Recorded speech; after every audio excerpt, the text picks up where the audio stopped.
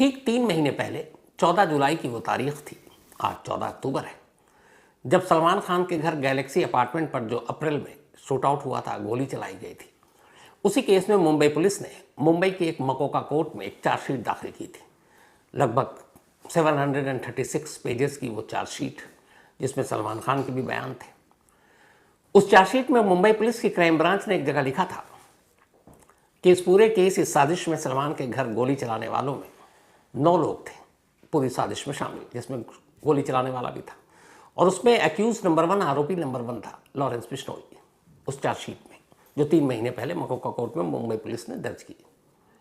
उसी चार्जशीट में crime branch ने कहा कि सलमान तो बहाना है, असल में लॉरेंस बिश्नोई मुंबई पर कब्जा चाहता है, मुंबई अंडरवर्ल्ड पर कब्जा चाहता है, मुंबई पर राज करना चाहता है, मुंबई में अपने गैंग को फैलाना चाहता है, मजबूत करना चाहता है।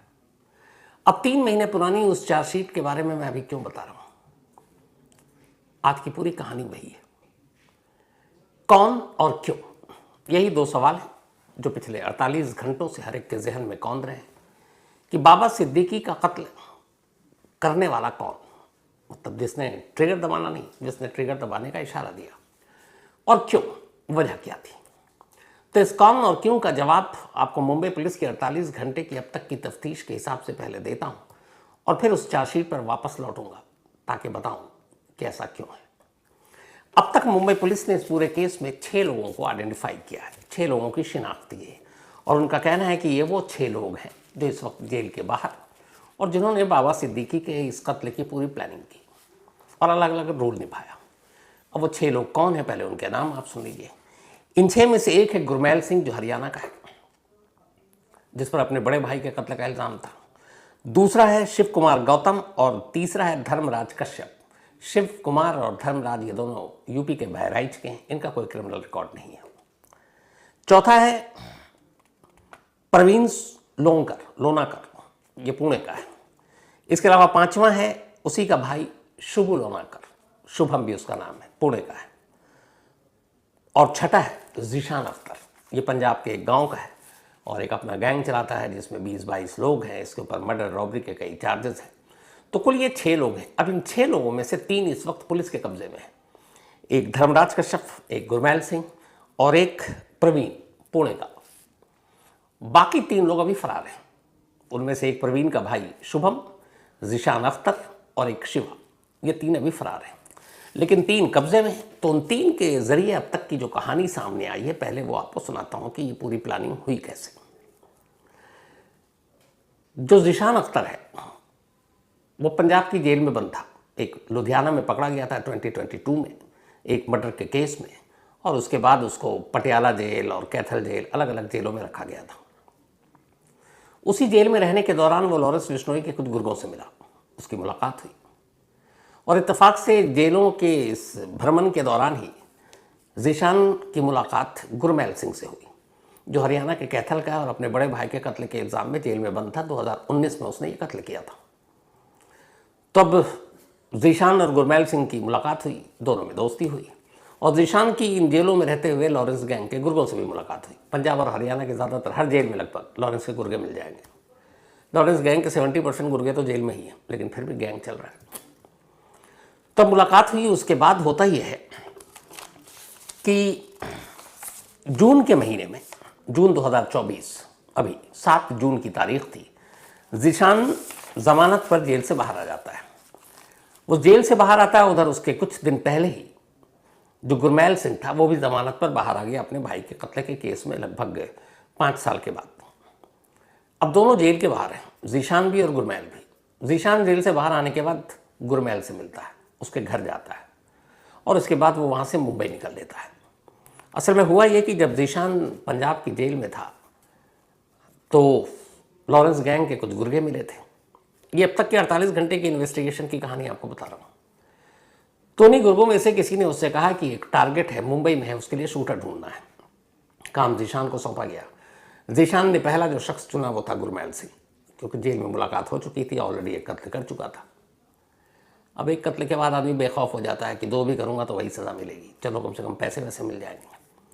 तो अब ज़ीशान और गुरमैल की कड़ी जुड़ी, फिर उसके बाद वो वहाँ मुंबई गया। मुंबई से जीशान पुणे जाता है। अब पुणे में 2 कैरेक्टर को उससे मिलना था। उनमें से एक था शुभम या शुभू, जिसने कल जो पोस्ट डाला था, क्लेम किया था बाबा सिद्दीकी के कत्ले की जिम्मेदारी दी थी वो। तो शुभू लोनाकर और दूसरा प्रवीण लोनाकर, ये दोनों सगे भाई हैं। शुभू यानी शुभम की पुणे में एक डेयरी है और साथ में तबेला है जहाँ गाय भैंसें होती है। और इसी तबेले के बराबर में एक कबाड़ का गोदाम है और दुकान है। और उस कबाड़ के गोदाम और दुकान में 2 लोग काम करते थे, एक शिव कुमार और एक दूसरा धर्मराज कश्यप, जो दोनों यूपी के बहराइच के। तो शुभम जो है पहली बार, चूंकि तबेला बराबर में दुकान, उन दोनों लड़कों से मिलता है। 19-22 साल की उम्र है दोनों की, धर्मराज की और शिवा की। और फिर उसे लालच देता है, उसे कहता है काम है मुंबई में बड़ा छोटा सा, बस करके लौट आना है। मुंबई में तुझे रहने खाने पीने का दूंगा, अलग से 2.5 से 3 लाख रुपए भी मिलेंगे। दोनों यंग लड़के, उन्होंने कहा ठीक है, सब कुछ सही सही बताया गया। बोला छोटा सा काम है, करके निकल लूँगा। तो अब शुभम ने 2 शूटर इधर तैयार कर लिए, उधर एक शूटर जीशान ने तैयार कर लिए। अब ये जब सब कुछ हो गया तो अब जीशान मुंबई पहुंचता है। उसके बाद वो बारी बारी से गुरमैन और फिर धर्मेंद्र, जो कश्यप है, धर्मराज कश्यप और शिवा, इनको मुंबई बुलाता है। मुंबई के कुर्ला इलाके में एक फ्लैट लेता है 2 सितंबर को। 2 सितंबर को ये एक रेंटेड हाउस लेते हैं और वहाँ ये तीनों रहते हैं, गुरमैल, धर्मराज और शिवा। जीशान अलग रहता है। उधर पुणे में बैठा हुआ शुभम, वो हथियार और बाकी चीज़ों की तैयारी कर रहा है, पिस्टल देने की तीनों को। अब इधर 2 सितंबर को आने के बाद इन तीनों को एक काम सौंपा गया और पहली बार उनको टारगेट का नाम बताया गया और वो नाम था बाबा सिद्दीकी। अब इन तीनों से कहा गया कि तुम जाओ और रेकी करो, हर मूवमेंट, हर दिन कहाँ जाते हैं, क्या करते हैं, कब किससे मिलते हैं, कितने बजे घर से निकलते हैं, कितने बजे घर पहुँचते हैं, बेटे के दफ्तर कब जाते हैं, कितनी बार जाते हैं, इन सारी चीज़ों की रेकी करो। ये तीनों लगभग रोज़ाना कुर्ला से ऑटो पकड़कर पहुँचते बांद्रा ईस्ट, जहाँ पे बाबा सिद्दीकी का घर है और वहीं उनके बेटे जीशान सिद्दीकी का दफ्तर भी है। जीशान सिद्दीकी इस वक्त एमएलए है। तो अब चूँकि बाबा सिद्दीकी खुद एक पॉलिटिशियन, तो लोगों से मिलना जुलना, उनके मसले हल करना, सुनना, इधर उधर के फंक्शन में जाना, शादी ब्याह दुख में, फिर इधर अब ये नवरात्रि और दशहरा शुरू हो गया तो गरबा में भी जाना है, फिर आपको मूर्ति विसर्जन में भी शामिल होना है, क्योंकि एक पॉलिटिशियन के तौर पर उन्हें पता है अपने इलाके के जो लोग हैं, वोटर हैं, उनके हर फंक्शन में शामिल होना है। इधर ये तीनों लगातार रेकी कर रहे हैं। रेकी करने के बाद इन लोगों ने सब कुछ पता कर लिया। फिर इन्हें पता चला कि अब दशहरे का दिन सही रहेगा, क्योंकि कई कार्यक्रम ऐसे थे जिसमें जाना था। अब यहाँ एक चीज़ सवाल उठता है कि बाबा सिद्दीकी कब, कहाँ, कितने बजे, कैसे जाएंगे। ये तो सिर्फ रेकी कर रहे हैं दूर से, इन्हें कैसे जानकारी। तो इसीलिए मुंबई पुलिस को शक है कि इसमें कोई एक ऐसा शख्स भी शामिल हो सकता है अंदरूनी, जो बाबा सिद्दीकी के इर्द गिर्द रहता है। वो कोई कार्यकर्ता हो सकता है, वो कोई अपना हो सकता है, कोई स्टाफ हो सकता है, कोई भी शक है। तो खैर फिर इन लोगों ने चुना वो तारीख, और वो तारीख थी दशहरे के दिन। वजह ये थी कि दशहरे के दिन भीड़ भाड़ होगी, पटाखे छूटेंगे, मूर्ति विसर्जन के दौरान शोर होगा, म्यूज़िक बज रहा होगा, और ऐसे कई फंक्शन गरबा और उसमें बाबा सिद्दीकी पहुँचेंगे। तो बस ये लोग फॉलो करना शुरू कर दिया। रात सब कुछ करने के बाद एक गरबा आखिरी था, जिसका कार्यक्रम निपटाने के बाद अब बाबा सिद्दीकी पहुँचते हैं अपने बेटे के दफ्तर। जब बेटे के दफ्तर पहुँचते हैं तो पता चलता है कि 1 मिनट पहले उनका बेटा जीशान, किसी का फ़ोन आया और वो कहीं बाहर निकल गया। उसके बाद वो वहाँ पटाखा वटाखा छोड़ते हैं। साथ में उस वक्त मुंबई पुलिस के 3 कांस्टेबल जो उनको गार्ड करते हैं, एक एक्स मिनिस्टर होने के नाते सुरक्षा जो मिली थी, 3 पुलिस वाले थे, वो तीनों साथ में थे। अब उसके बाद वो ये सब करके अपनी गाड़ी में बैठकर अपने घर जाने के लिए अब तैयार हैं। आसपास में और भी लोग हैं। तभी ये तीनों वहाँ ऑटो रिक्शा से पहुँचे। चेहरे पर रुमाल बंधा हुआ था। इनमें से एक के हाथ में मिर्ची स्प्रे था ताकि आंखों के आगे अंधेरा छा जाए, और तीनों के पास पिस्टल। अचानक उनमें से एक ने, शिवा ने, मिर्ची का स्प्रे निकाला और जो पास में गार्ड थे उनकी तरफ उछाल दिया। अब जो अचानक हुआ उन्हें कुछ समझ में नहीं, और इससे पहले कि कुछ समझ में आता तब तक गुरमैल सिंह ने अपनी पिस्टल निकाली और एक के बाद एक 6 फायर किया। 3 गोली इधर उधर चली गई। उनमें से एक किसी शख्स को भी लगी और जो मामूली रूप से घायल हुआ है, और 3 गोली, 2 पेट में, एक सीने में, सीधे बाबा सिद्दीकी को। इसके बाद वो तीनों वहाँ से भागते हैं। शिवा तो निकल जाता है। गुरमैल वहीं पास में सड़क पार करके एक झाड़ी टाइप की जगह है, उस झाड़ी में वो छुप जाता है। तब तक हंगामा हो जाता है, यहाँ गोली चली है, बाबा सिद्दीकी ज़मीन पर गिरे हैं। आसपास जितने लोग थे वो भागते हैं उन दोनों कातिलों को पकड़ने के लिए। एक तो पकड़ा जाता है, फिर दूसरे की तलाश शुरू होती है, तो वो झाड़ी में दुबका हुआ मिलता है, उसे पकड़ते हैं और फिर पुलिस आती है, पुलिस के हवाले कर देते हैं। तो मुंबई अंडरवर्ल्ड उस पर कब्जा। और इसी मुंबई अंडरवर्ल्ड से ये भी याद आता है कि डोंगरी का डॉन दाऊद इब्राहिम, उसी मुंबई के एक डोंगरी से निकला दाऊद, डी कंपनी का देखते ही देखते सीईओ बना और फिर क्या कुछ हुआ। ये पूरी कहानी डोंगरी का डॉन दाऊद इब्राहिम कुकू एफएम के ऑडियो लर्निंग प्लेटफॉर्म पर आप सुन सकते हैं। तो ये जो 48 घंटे की तफ्तीश की कहानी है वो 6 किरदार में से चूंकि 3 किरदार इस वक्त पुलिस के पास है, वो ये कहानी है। अब ये भाग गए, 2 उनके पास उस वक्त थे, तीसरा तो शिवा तो था नहीं। अब मुंबई पुलिस अपनी तफ्तीश शुरू करती है इन 2 लोगों को पकड़ने के बाद पूरी रात सैटरडे की। अब संडे सुबह होता है। संडे की सुबह अचानक एक पोस्ट आता है सोशल मीडिया पर, ये पोस्ट तैरने लगता है और इस पोस्ट में ये लिखा था कि बाबा सिद्दीकी के कत्ल की जिम्मेदारी हम लेते हैं।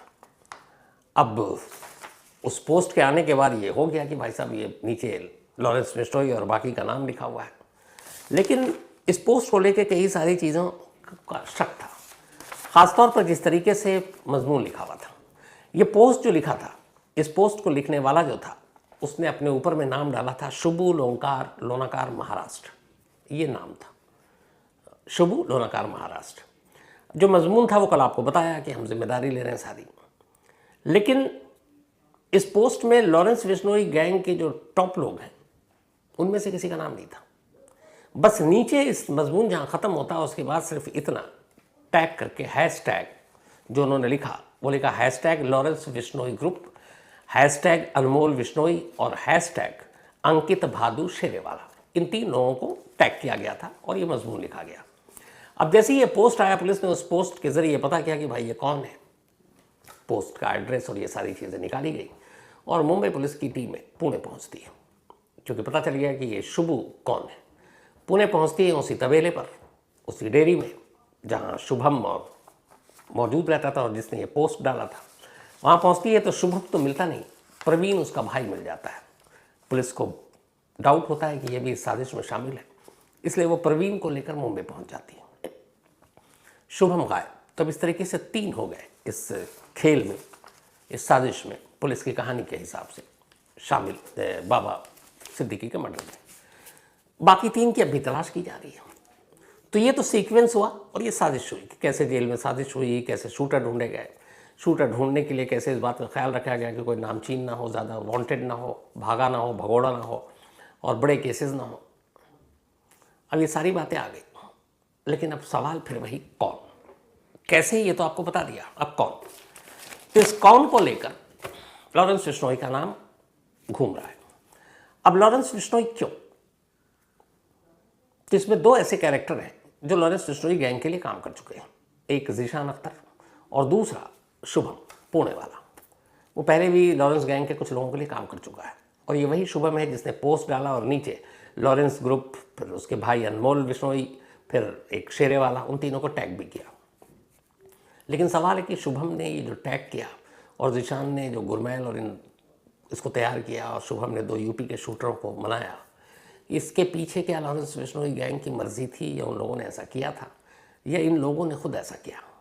और क्या शुभू ने ये थापन जो सलमान के घर गैलेक्सी में शूट आउट के बाद पकड़ा गया था एक शख्स जिसकी पुलिस कस्टडी में क्राइम ब्रांच की मौत हो गई थी, तो क्या थापन का ज़ीशान या फिर शुभू से कोई कनेक्शन है गहरा? क्योंकि पोस्ट में लिखा हुआ थापन की मौत का बदला तो है, तो फिर सवाल लेकिन ये उठता कि थापन की मौत का बदला आप सलमान और बाकी लोग या क्राइम ब्रांच पुलिस वाले से लेंगे, आप बाबा सिद्दीकी से क्यों ले रहे हो? तो इसीलिए पहला तो कौन इसकी कड़ी लॉरेंस बिश्नोई तक सीधे जाके जुड़ेगी या जुड़ती है, अभी क्लियर नहीं है मुंबई पुलिस के हिसाब से, क्योंकि अभी 6 किरदार में से 3 ही हैं, 3 तो अभी आए नहीं है। बाकी 3 पकड़े जाएंगे तो शायद पता चले कि ज़ीशान चूँकि मास्टरमाइंड इन 6 में से कोई एक है जिसको हुक्म मिला, जिसने तैयारी की, तो ज़ीशान ये बताएगा कि उसे कौन से गैंगस्टर ने या जेल में बंद किसने कहा था कि ये टारगेट है। शुभम मिलेगा तो ये बताएगा कि उसने ये पोस्ट क्यों डाला और इस पोस्ट की सच्चाई क्या है। तो ये 6 जब मिलेंगे तब होगा। लेकिन सवाल ये है कि लॉरेंस बिश्नोई ने अगर यही किया है, मान लेते हैं, उसी का हाथ है। तो क्यों, ये सवाल है। अब इसी सवाल का जवाब की शुरुआत मैंने इस कहानी की शुरुआत से की थी कि 14 जुलाई को 3 महीने पहले मुंबई पुलिस ने मुंबई की एक मकोका कोर्ट में एक चार्जशीट दाखिल की थी और उसमें कहा था कि लॉरेंस बिश्नोई सलमान को धमकी देना और बाकी चीज़ें वो वैसे ही है, आई वॉश है। असल में वो सलमान के नाम पर अपना इस तरह से खौफ पैदा करना चाहता है कि मुंबई के अंडरवर्ल्ड पर उसका कब्जा हो, उसका राज हो, लोग उससे डरे कि देखो सलमान तक उसको धमका रहा है, सलमान को डरा रहा है, तो तुम लोग फिर क्या हो। तो जब भी फ़ोन आए फिर भाई को पैसे दो। अंडरवर्ल्ड के लोग यही करते हैं बड़े बड़े लोगों से, फिरौती की शक्ल में या धमकी वसूली, उगाही। तो ये चार्जशीट में मुंबई पुलिस ने 3 महीने पहले ये कहानी लिख दी कि लॉरेंस बिश्नोई मुंबई पर ऐसा चाहता है, मुंबई अंडरवर्ल्ड पर कब्जा चाहता है, मुंबई पर राज करना चाहता है। अब वापस आते हैं 3 महीने पहले ये लिखी गई कहानी पे वापस फिर से कि बाबा सिद्दीकी को मारने के पीछे क्या सिर्फ सलमान खान को डराना था। बहुत सारे लोग कहते हैं कि अगर सलमान खान को डराना ही मकसद था तो सलमान के बहुत सारे करीबी दोस्त हैं और भी लोग हैं जिनको निशाना बनाकर सीधे मैसेज जा सकता था। ये बाबा सिद्दीकी ठीक है, जान पहचान, लेकिन फिल्म इंडस्ट्री में सभी की है मुंबई में बाबा सिद्दीकी से जान पहचान। पर ये कहें कि सलमान खान के मतलब सबसे करीबी दोस्त वही थे, तो ये भी सही नहीं है। तो बाबा सिद्दीकी को क्यों निशाना बनाया गया? तो जो मुंबई पुलिस के सोर्सेज हैं वो इस बात से इनकार नहीं कर रहे हैं कि चार्जशीट की जो लाइन थी वो लाइन हकीकत में यही है। बाबा सिद्दीकी एक वेल नोन पॉलिटिशियन, सरकार में पहुंच, पुलिस में अच्छी जान पहचान, बॉलीवुड में मतलब कोई ऐसा सितारा नहीं जो उनको जानता नहीं, जो उनके घर तक ना आता हो। कुल मिलाकर एक नामी चेहरा, एक बड़ी हस्ती। अब सोचिए कि अगर ऐसे किसी बड़ी हस्ती को निशाना बनाया जाए तो इसके बाद मुंबई के हलकों में कहाँ कहाँ मैसेज एक साथ चला जाएगा। पॉलिटिक्स में चला जाएगा कि देखो भाई इतना बड़ा नेता फिर भी हमने इसको टारगेट किया। इसके अलावा बॉलीवुड में कि देखो बाबा सिद्दीकी जिसके इतने बड़े बड़े दोस्त, इतना बड़ा रसूख, इतना कांटेक्ट, हमारे लोग आसानी से पहुंचे और उन्होंने मार दिया। तो ये मैसेज किया जाएगा कि लॉरेंस बिश्नोई ने मुंबई में अपनी दस्तक दे दी है और मुंबई का अंडरवर्ल्ड जो 90s के बाद से अब लगभग एक तरह से कंट्रोल में है। डी कंपनी की मौजूदगी अभी भी है लेकिन उस लेवल पे नहीं है। तो एक तरह से मैदान खाली है, लेकिन ये मुंबई पुलिस और वहाँ की सरकार, उनकी सालों की कोशिश भी है। अब गैंग वॉर भी सड़क पे नहीं होता मुंबई के, जो 90s में हर दिन होता था। अब ऐसे में जब इतनी मुश्किल से वहाँ से अंडरवर्ल्ड को बाहर किया गया, खदेड़ा गया, गैंग वॉर ख़त्म की गई, क्या मुंबई पुलिस वापस मुंबई की सरजमीन पर अंडरवर्ल्ड और अंडरवर्ल्ड के इस गैंग वॉर की लड़ाई को दोबारा देखना चाहती है? क्योंकि 3 महीने पहले मुंबई पुलिस खुद चार्जशीट में कह रही है कि लॉरेंस का ड्रीम ही ये है कि वो मुंबई अंडरवर्ल्ड पर कब्जा करे और जैसे D company, D for Dawood है, वो मुंबई में एल कंपनी खोले, एल फॉर लॉरेंस। तो यहाँ डी और एल की लड़ाई है और वो एल कंपनी खोलना चाहता है और मुंबई को अपने कंट्रोल में रखना चाहता है ताकि लोग डरें, उसके एक फ़ोन पर, उसके गुर्गे के फ़ोन पर जो भी वो डिमांड करें उसको दे दें। तो सलमान को सिर्फ डराने के लिए बाबा सिद्दीकी का कत्ल किया गया। मुंबई पुलिस के जितने बहुत सारे सीनियर हैं जिनसे लगातार बात हो रही, वो इस चीज़ को हजम ही नहीं कर पा रहे हैं। उनका हाँ सेकंड थ्योरी पे ज़्यादा बिलीव है। उनका कहना है कि किसी ऐसे शख्स को चुनना था जिसके ज़रिए पूरे मुंबई में मैसेज जाए और वो इत्तेफाक से शायद बाबा सिद्दीकी का नाम आ गया, लेकिन मैसेज वैसे ही गया। और जो अगर ये वाकई लॉरेंस बिश्नोई है और यही मकसद है, तो जिस तरीके से बाबा सिद्दीकी का कत्ल हुआ, आप देखिए नेशनल मीडिया से लेकर तमाम मीडिया 2 दिन से इसी खबर पर है। तो जो मैसेज था और फिर लॉरेंस बिश्नोई का नाम, वो दोनों चीज़ें अगर उस हिसाब से देखें तो ये मैसेज पहुंच गया हर एक तक। अब सवाल ये है कि अगर लॉरेंस बिश्नोई है इस मामले में, तो क्या मुंबई पुलिस अहमदाबाद की साबरमती जेल से लॉरेंस बिश्नोई को निकाल कर मुंबई लाकर उससे पूछताछ करेगी? ये बड़ी अजीब कहानी है। जब अप्रैल इसी साल सलमान के घर गैलेक्सी पर गोली चली थी, तो उस मामले में जब चार्जशीट जिसकी मैंने बात की दाखिल हुई, मुंबई पुलिस ने आरोपी नंबर 1, एक्यूज नंबर 1 बनाया था लॉरेंस को। कुल 9 लोग इसमें आरोपी बने थे, उसमें सबसे पहला नाम लॉरेंस बिश्नोई का था। तो जिस केस में कोई आरोपी नंबर 1 हो, आप उससे पूछताछ तो करेंगे, उसकी पुलिस कस्टडी लेंगे अदालत से। मुंबई पुलिस ने तब भी अप्रैल महीने में ही गुजारिश की थी कि लॉरेंस बिश्नोई को कस्टडी में लेकर गुजरात के साबरमती जेल से मुंबई लाना है। इजाज़त नहीं मिली। अब एक बार फिर अभी तक लॉरेंस बिश्नोई का नाम आ रहा है बाबा सिद्दीकी के कत्ल में। तो अब अगर आरोपी, चूंकि साजिश उसी की है, तो आरोपी नंबर 1 इस केस में भी वही होगा, क्योंकि गोली चलाने वाला कभी आरोपी नंबर 1 नहीं होता है। जिसने ट्रिगर पर उंगली चलाने के लिए इशारा देना होता है, जिसने इशारा दिया, वो होता है एक्यूज नंबर 1, क्योंकि सारी साजिश उसी के दिमाग की है। तो इस केस में भी अगर लॉरेंस बिश्नोई है तो एक्यूज नंबर 1 वही होगा। तो एक्यूज नंबर 1 से तो पुलिस हिरासत में पूछताछ बनती है। लेकिन क्या मुंबई पुलिस की क्राइम ब्रांच जो इस मामले की जांच कर रही है, साबरमती जेल से निकालकर लॉरेंस बिश्नोई को मुंबई लाएगी? अगर मुझसे पूछें तो कम से कम आज की तारीख में तो मुमकिन नहीं है। अब ऐसा क्यों है? तो इस क्यों को भी सुन लीजिए, बड़ी इंटरेस्टिंग कहानी इसकी भी है। 2023 में लॉरेंस बिश्नोई को दिल्ली की तिहाड़ जेल से अहमदाबाद के साबरमती जेल में शिफ्ट किया गया था। इससे पहले जब सिद्धू मूसेवाला हुआ तो उसको पंजाब में ले गए थे लोग, है ना। पंजाब में उसको रखा भी गया। पंजाब पुलिस ने पूछताछ की उस मर्डर केस के सिलसिले में। तब लॉरेंस ने कहा था कि मेरा इनकाउंटर हो जाएगा, मुझे डर है अपनी जान का, और मुझे वापस तिहाड़ में ही लाया जाए और फिर तिहाड़ से ही पूछताछ हो, क्योंकि तिहाड़ से ही उसने अपने सही मानों में जो गैंगस्टर की कहानी है ना, उसकी वहीं से शुरुआत हुई है। तिहाड़ में सारे फैसिलिटी मिल रहे थे, घूस महल ही है तिहाड़, पैसे दो और सब कुछ करो। कितने तो किस्से आपको इसके सुना चुका हूँ मैं। तो तिहाड़ में अपने आप को बड़ा सेफ महसूस करता था और कंफर्टेबल भी। तो पंजाब नहीं जाना चाहता था। फिर वो कोर्ट पहुंचा, बाद में कोर्ट ने फिर कहा नहीं भैया इसको तिहाड़ में ही रखो, जानमान का खतरा है। उसके बाद 2023 में अचानक अपनी होम मिनिस्ट्री, गृह मंत्रालय सेंटर की, वो एक आदेश लाती है, कानून लाती है CRPC के एक सेक्शन के तहत, और उस सेक्शन के तहत अगस्त 2023 में वो एक आदेश देती है।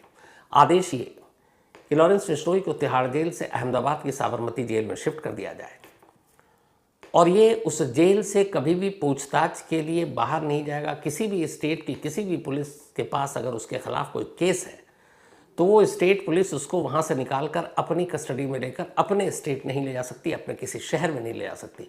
अगर पुलिस को पूछताछ करनी है, चाहे इस देश के किसी भी स्टेट में कोई क्राइम लॉरेंस ने किया हो या उसके गुरुओं ने किया हो, तो अदालत से परमिशन लो, साबरमती जेल आओ और साबरमती जेल के अंदर ही उससे पूछताछ करो और निकल। दूसरे, आपने कभी किसी आरोपी के बारे में ऐसा सुना है? ऐसी जेल में तो बहुत सारी फैसिलिटीज़ मिलती हैं बड़े बड़े क्रिमिनल्स को, लेकिन कि भाई पुलिस खुद चल कर आएगी साबरमती जेल पूछताछ करने के लिए, या फिर वीडियो कॉन्फ्रेंसिंग से कर लो, आप ले नहीं जा सकते लॉरेंस बिश्नोई को पूछताछ के लिए। क्यों? क्योंकि होम मिनिस्ट्री का ये CRPC के एक सेक्शन के तहत एक आदेश है, और ये आदेश इसी साल अगस्त तक के लिए था, मतलब पूरे 1 साल के लिए। अगस्त बीत गया, अभी जो खबर आ रही है वो ये है, अब हम अक्टूबर है, 2 महीना ऊपर हो चुका है, कि इस आदेश को अब एक्सटेंशन मिल गया है। मतलब शायद अगले 1 साल के लिए फिर से ये हो गया कि लॉरेंस बिश्नोई साबरमती जेल से बाहर कोई भी स्टेट की पुलिस चाहे तो नहीं ले जाएगी। मुंबई पुलिस के सामने अब यही दिक्कत आने वाली है कि बाबा सिद्दीकी के मर्डर के पीछे अगर लॉरेंस गैंग है और लॉरेंस गैंग इसका मास्टरमाइंड है, तो उस एक्यूज्ड आरोपी नंबर 1 लॉरेंस बिश्नोई को मुंबई पुलिस अपनी कस्टडी में ले ही नहीं सकती, पूछताछ कर ही नहीं सकती। या तो साबरमती जाएंगे या फिर वीडियो कॉन्फ्रेंसिंग से करेंगे, जो करें। तो है ना इंटरेस्टिंग। मुझे याद नहीं पड़ता कि अपने देश में कोई और ऐसा गैंगस्टर या क्रिमिनल होगा जिसके लिए कानून हो कि आप कहीं बाहर नहीं जा सकते, कोई और पुलिस आपको पूछताछ के लिए नहीं ले जा सकती, लेकिन यहाँ है। तो मुंबई पुलिस चाह कर भी शायद लॉरेंस बिश्नोई की कस्टडी ना ले पाए।